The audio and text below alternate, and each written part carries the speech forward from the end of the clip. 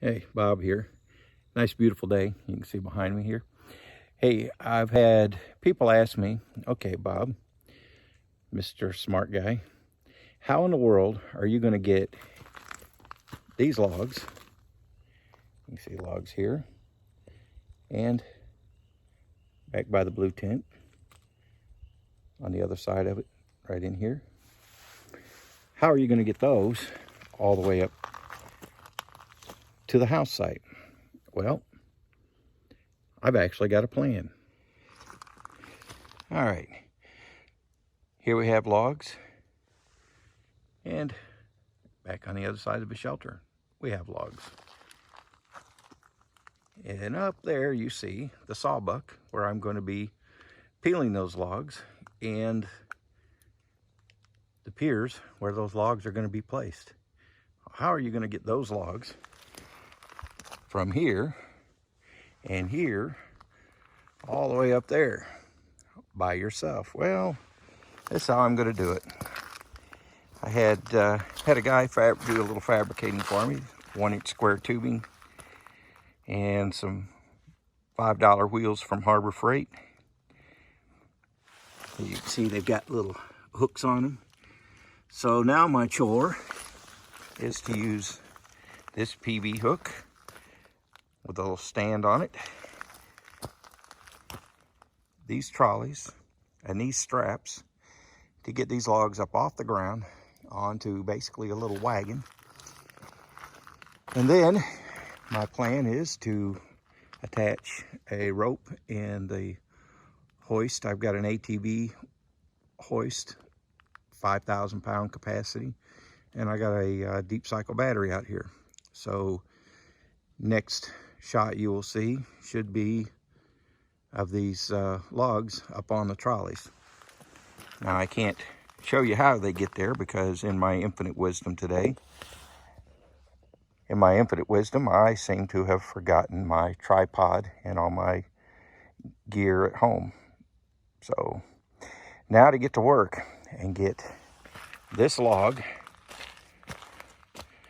up on these trolleys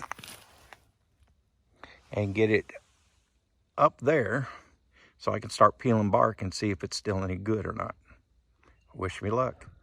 All right, well, one log up on wheels, and the only issue I had was I lost the bolt for the stand on my PV hook, so you have to have it just right, so I'll have to get another bolt. But we'll see how it steers. That back set of wheels isn't on too straight, but hey, not too bad so far. May make a modification and have one set made steerable, but for now it's up off the ground and I'm not having to try to push it and tug it. So now to get the hoist hooked up to it and start yanking. Okay, whew. As you can see, I'm breathing a little hard. There's my little dollies with the straps, and there's one log on the sawbuck. That's a heavy son of a gun to lift up there. Haven't got my gin hoist done yet, so I had to use muscle power. Next time I come out here, I'll have my gin hoist set up so I can use my ATV hoist to just lift the log up and swing it in place instead of having to pick that sucker up one end at a time and put it on. I made a little modification. I like to kill myself getting it up over that height. So on the heavy end of a log, I cut a few inches off. Made it a whole lot easier to lift up on there, and I don't think it's going to go anywhere. If it does, why, I'll just modify it again. All right, now it's time to get out the draw knife, get out the saw and the hatchet, and check this log and make sure it hasn't gone bad on me while it was laying there. I did have them on some logs, other smaller logs up off the ground, but as you can see, it did get some moisture to it on this last rain.